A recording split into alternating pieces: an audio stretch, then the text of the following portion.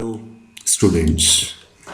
Previous lecture में हमने कुछ स्ट्रक्चर्स के बारे में हमने देखा था कि स्ट्रक्चर्स होते क्या है, स्ट्रक्चर का क्रिएशन कैसे करता है, स्ट्रक्चर टाइप के हम वेरिएबल्स कैसे बना सकते हैं और स्ट्रक्चर के वेरिएबल्स के थ्रू हम मेंबर्स को कैसे एक्सेस कर सकते हैं। प्रीवियस लेक्चर में हमने देखा था, ठीक है, और किस तरह से हम लोग इनिशियलाइजेशन कर सकते हैं स्ट्रक्चर का। इस लेक्चर में हम लोग कुछ प्रोग्राम्स देखेंगे और किस तरह से हम लोग स्ट्रक्चर के मेंबर्स को अगर यूज़र से लेना हो तो हम किस तरह से लेते हैं, ठीक है। तो उसके लिए हम लोग एग्जांपल लेते हैं। सपोज मैं यहाँ पे एक स्ट्रक्चर क्रिएट करता हूँ, स्ट्रक्ट पॉइंट, ठीक है, और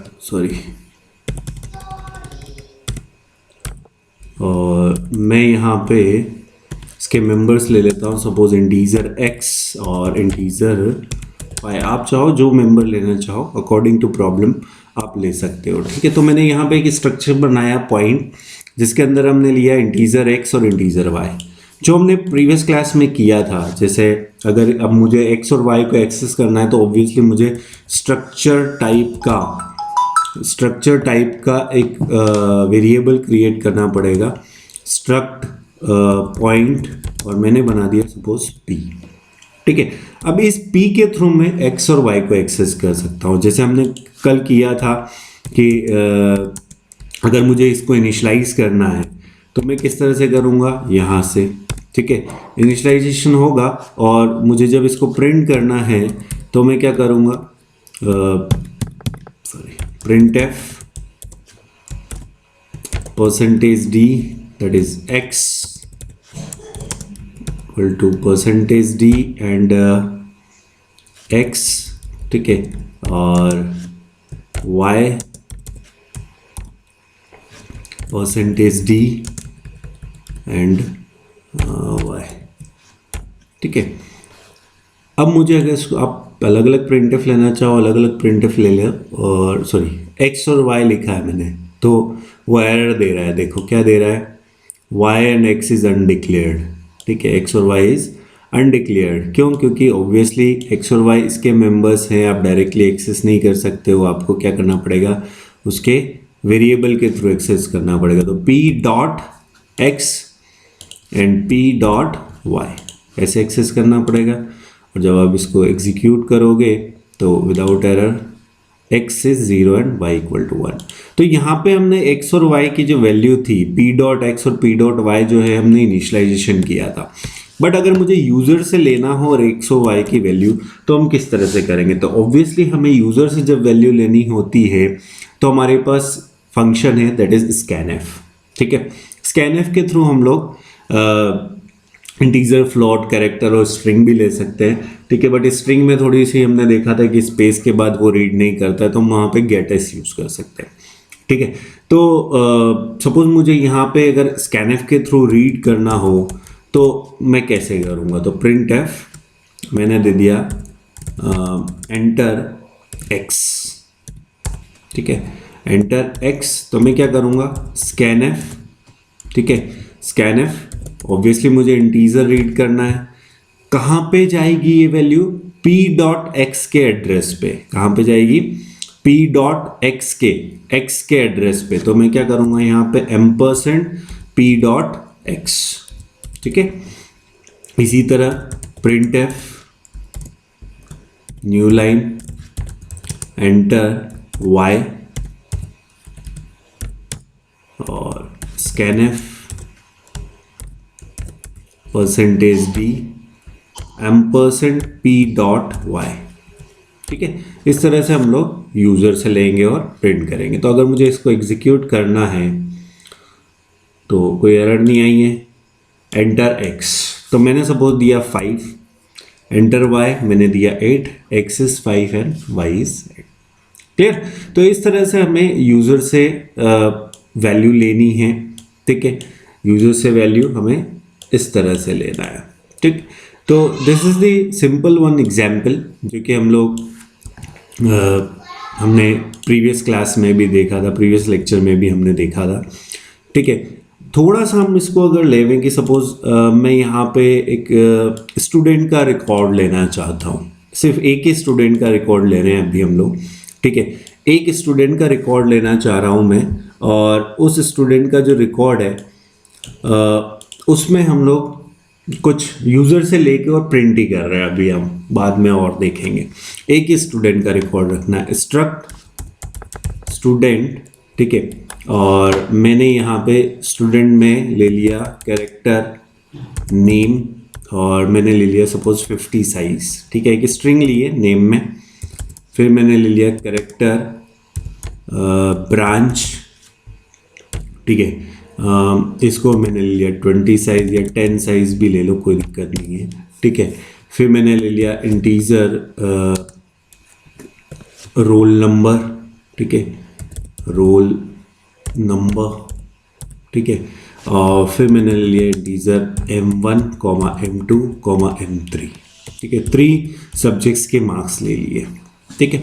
अब मुझे क्या करना है, मुझे ये यूज़र से लेना है और मुझे फाइंड आउट करना है M3, M4 भी ले लेता हूँ और M5 भी ले लेता हूँ। ये सारे क्वेश्चंस हमारे पास 1-2 बार एग्जाम में आया है, ठीक है, कि आपको यूज़र से नेम, ब्रांच, रोल नंबर और 5 सब्जेक्ट्स के मार्क्स लेने हैं और उनकी ग्रेड निकालनी है। ग्रेड निकालना हमने एक बार एग्जाम्पल में एक बार लैब में हमने किया था, हम देखेंगे इसको भी, ठीक है। मैं यहाँ पे सिर्फ एक ही स्टूडेंट का रिकॉर्ड ले रहा हूँ, तो एक ही स्टूडेंट का रिकॉर्ड लेना है तो ऑब्वियसली मैं यहाँ पे एक ही स्ट्रक्चर वेरिएबल बनाऊंगा, स्टूडेंट, और मैंने ले लिया S, ठीक है। अब मुझे क्या करना है, यूज़र से लेना है नेम, ब्रांच, रोल नंबर और सब्जेक्ट्स के मार्क्स, ठीक है। तो सबसे पहले मैं यहाँ ले लेता हूँ printf। सबसे पहले मुझे क्या लेना है, नेम, तो printf enter name of student, ठीक है, enter name of student. Scanf के थ्रू लोगे तो हमें पता है स्पेस के बाद दिक्कत आती है, तो मैं यहाँ पे गेटएस ले लेता हूँ, गेटएस और नेम, ठीक है। नेम लिया, नेम लेने के बाद अब मुझे करना है printf एंटर ब्रांच, ठीक है। और उसके लिए मैंने वापस ऑब्वियसली गेटएस ही ले लेता हूँ मैं, तो ब्रांच वैसे ज़रूरत नहीं है बट हाँ ले लो, ब्रांच लिया, ठीक है। अब मुझे लेना है रोल नंबर, तो मैंने कर दिया printf एंटर रोल नंबर,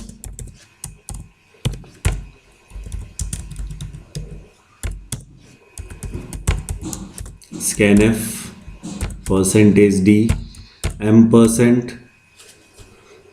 यहाँ एक दिक्कत है, देखो आपने अगर रियलाइज़ किया होगा तो यहाँ मैंने सिर्फ नेम ही लिखा है, तो क्या नेम, ब्रांच और इनसे एक्सेसिबल होंगे ये? नहीं, नेम ब्रांच डायरेक्टली एक्सेसिबल नहीं होंगे। अगर मैं यहाँ पे लिखता हूँ तो क्या करना पड़ेगा मुझे, s.name, s. लगाते ही सारा आ जाएगा, रोल नंबर, नेम, इसके मेंबर्स, ठीक है। इसी तरह यहाँ पे ज़रूरत नहीं है, क्यों? क्योंकि आपका जो स्ट्रिंग है, स्ट्रिंग का जो नेम होता है वो ही आपका एड्रेस, स्टार्टिंग एड्रेस रखता है। एरे का जो नेम है that is the address, starting address, तो यहाँ पे देने की ज़रूरत नहीं। बट जब इंटीजर वैल्यू ले रहे हैं तब मुझे यहाँ पे %s डॉट, अब मुझे क्या लेना है, रोल नंबर लेना है, तो दैट इज़ रोल नंबर, ठीक है। अब मुझे यहाँ पे मार्क्स एंटर करने हैं, तो printf new line enter marks of 5 subjects, ठीक है, marks of 5 subjects. scanf %d %d 5 लेना है, m% s.m1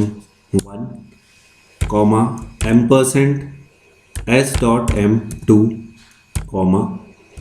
m% s.m3, ठीक है, comma ampersand s dot m4, this one, ampersand s dot m5। ठीक है, ये मेरे पास मैंने यूजर से ले लिया। printf enter name, branch, roll number and marks of 5 subjects. ठीक है, अब मुझे सपोज ये एग्रीगेट मार्क्स और परसेंटेज भी निकालने हैं। सपोज परसेंटेज निकालने हैं तो मैं कैसे करूँगा? मैं उसके लिए यहाँ पे एक वेरिएबल ले लेता हूँ, फ्लोट। ठीक है, फ्लोट, और मैंने यहाँ पे कर दिया, या इंटीजर ही ले लो भले, कोई दिक्कत नहीं, इंटीजर p फॉर परसेंटेज। ठीक है, तो 2020 के मैंने 5 सब्जेक्ट्स, मैक्सिमम 20 यहाँ लिखना चाहो तो आप लिख सकते हो, मैक्सिमम मार्क्स इज 20। ठीक है, maximum marks of each subject is 20।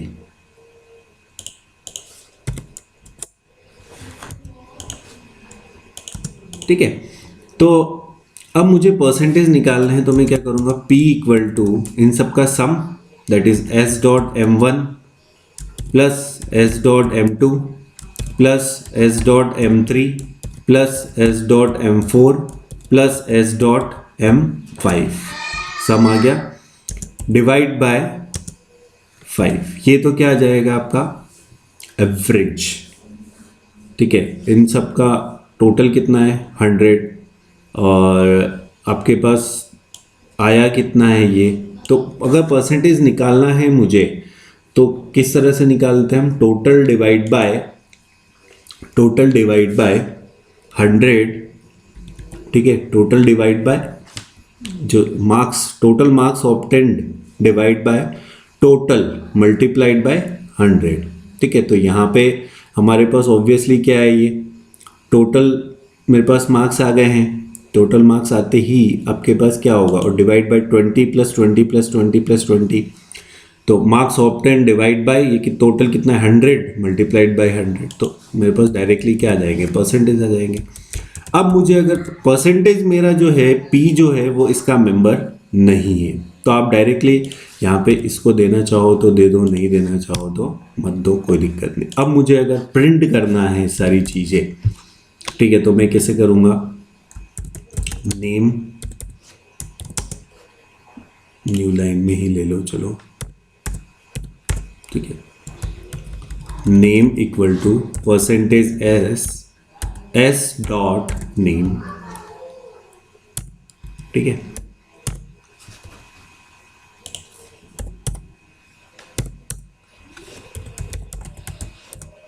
printf new line, और हमारे पास है branch,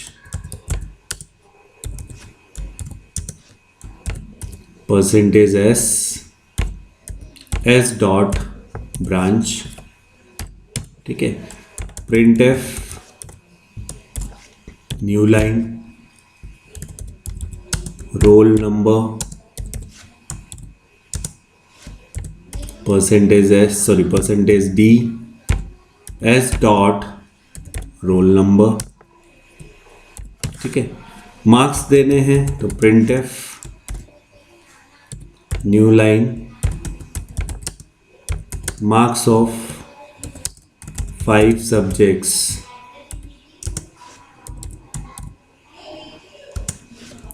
percentage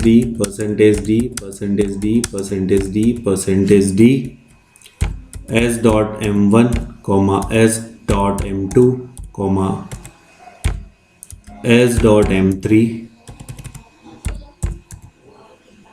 comma s dot m4 comma s dot m5।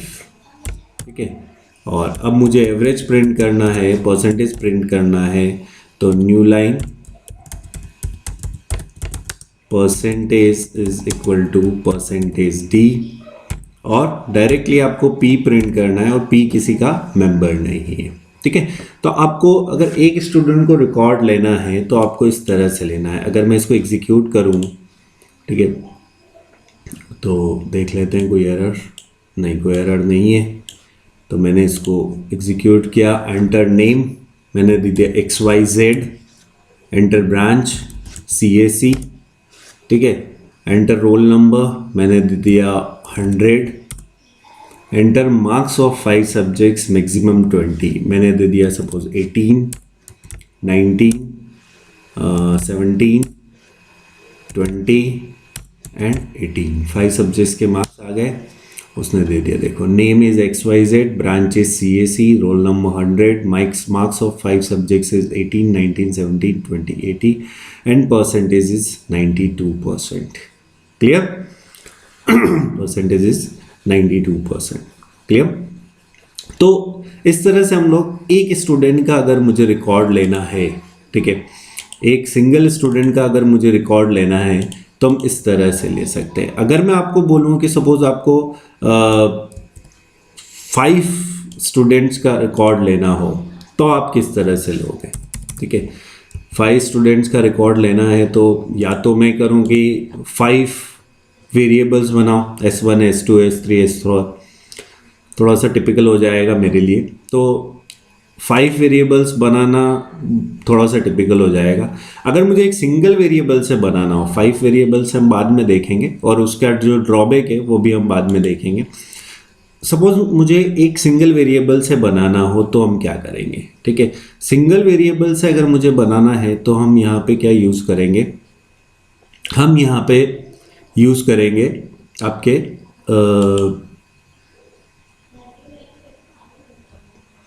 Looping use करेंगे। हम यहाँ पे क्या यूज़ करेंगे? लूप यूज़ करेंगे। और लूप यूज़ करके, और सपोज मुझे परसेंटेज भी निकालना है तो मैं यहाँ पे P(5) ले लेता हूँ। क्या यूज़ कर रहा हूँ मैं? P(5) ले लो, या आप ज़रूरत नहीं है तो आपको डायरेक्टली आप यहाँ पे ले लो।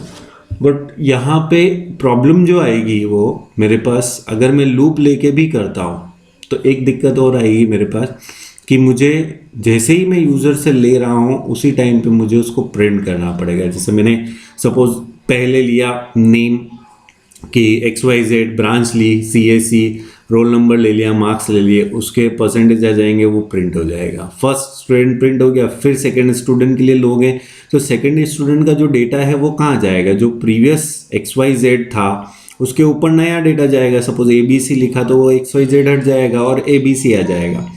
फिर वो करो, फिर वो, तो ये भी थोड़ा सा मेरे लिए टिपिकल होगा। ठीक है, तो इसको हम ओवरकम करेंगे नेक्स्ट लेक्चर में कि इसको हम किस तरह से ओवरकम कर सकते हैं। बट यहाँ पे थोड़ा सा मेरे लिए, अगर आप चाहो तो मैं इसको फोर लूप से करके बता देता हूँ। सपोज मैं यहाँ पे ले लेता हूँ इंटीजर इंटीजर I, ठीक है, और मैं इसको अगर लूप में करना चाहूँ तो for I = 0, ठीक है, I <= 4, ठीक है, 1 से चलाना चाहो 1 से चला लो, और 5 तक चलना है, ठीक है, 5 रिकॉर्ड लेने हैं, और I++, ठीक है। करना कुछ नहीं है, एज इट इज़ ये पूरा के पूरा उठाओ, ठीक है, और यहाँ पे इस लूप के अंदर डाल दो।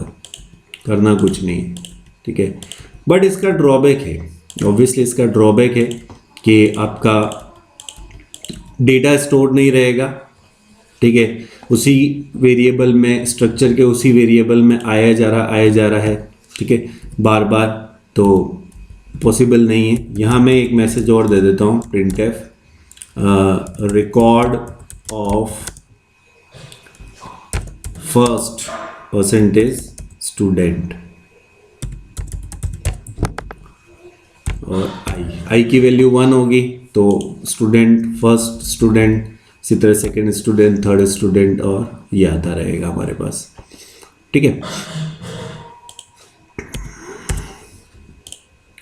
तो जैसे अगर मुझे इसको चलाना है तो मैं,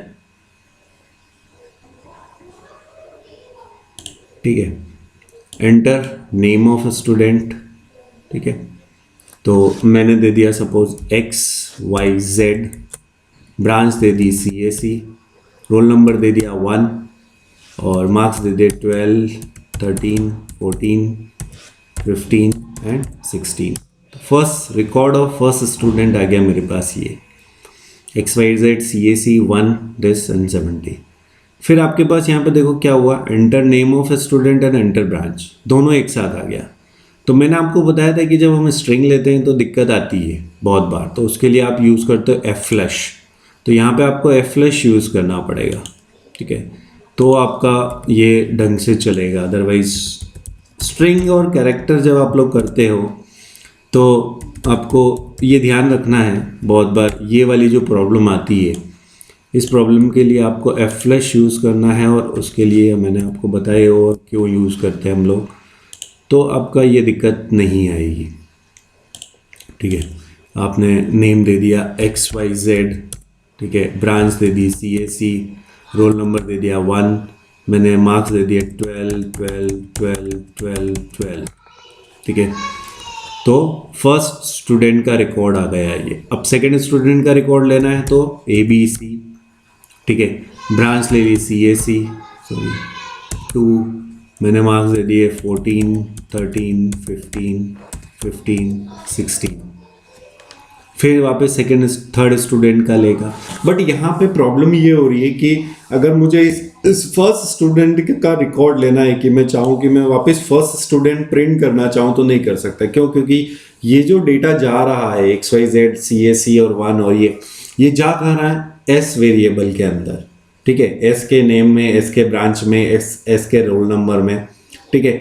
और जब मैंने वापस सेकेंड स्टूडेंट का रिकॉर्ड लिया तो उस जो S डॉट नेम में क्या चला गया, ABC, S डॉट नेम में AC चला गया 2, और ये चले गए। तो अब वो वाला जो पुराना वाला फर्स्ट रिकॉर्ड है वो वहाँ से हट गया, ठीक है। तो ये तो 5 ही स्टूडेंट है, ठीक है, 5 में तो आप यहाँ S1 S2 S3 लेके और ये कर सकते हो, बट वो भी बहुत टिपिकल हो जाएगा। ये आप अगर इस एग्जाम्पल को भी देखो तो ये बहुत बड़ा है, इसमें भी लाइन्स हैं आपके पास अप्रोक्सीमेटली 50 लाइन्स है, 46 लाइन्स है। और अगर मैं इसको 5 स्टूडेंट्स के लिए करूं तो थोड़ा सा मेरे लिए लाइंस बहुत ज़्यादा बढ़ जाएगी, मतलब एक तरह से सेम चीज़ मुझे 5 बार लिखनी होगी, ठीक है, S1 के लिए, S2 के लिए, S3 के लिए, S4 के लिए, S5 के लिए, तो बहुत ज़्यादा टिपिकल हो जाएगा। तो इसको हम लोग ओवरकम करते हैं एरे ऑफ स्ट्रक्चर्स के थ्रू। वो हम लोग नेक्स्ट क्लास में देखेंगे कि एरे ऑफ स्ट्रक्चर्स होता क्या है और किस तरह से हम उसको यूज़ कर सकते हैं एरे ऑफ स्ट्रक्चर्स को, वो हम लोग नेक्स्ट क्लास में देखेंगे। अभी हमें ज़रूरत नहीं है देखने की, ठीक है। तो ये कुछ 2-3 एग्जाम्पल्स हैं जो हमने किए हैं, और अब स्ट्रक्चर्स से रिलेटेड बहुत सारे एग्ज़ाम में क्वेश्चंस आते हैं, तो आप लोग उसकी प्रैक्टिस करो और साथ साथ प्रैक्टिस करते रहो, ताकि आपका प्रोग्राम्स और अच्छे होते रहें, ठीक है, ताकि आगे जो आपके कंपटीशंस में और इनमें आगे बहुत ज़्यादा काम आएंगे। तो नेक्स्ट क्लास में हम लोग देखेंगे pointer to structure and array of structures, both are very important, और उससे रिलेटेड कुछ एग्जाम्पल्स हम लोग देखेंगे। Clear? All the best and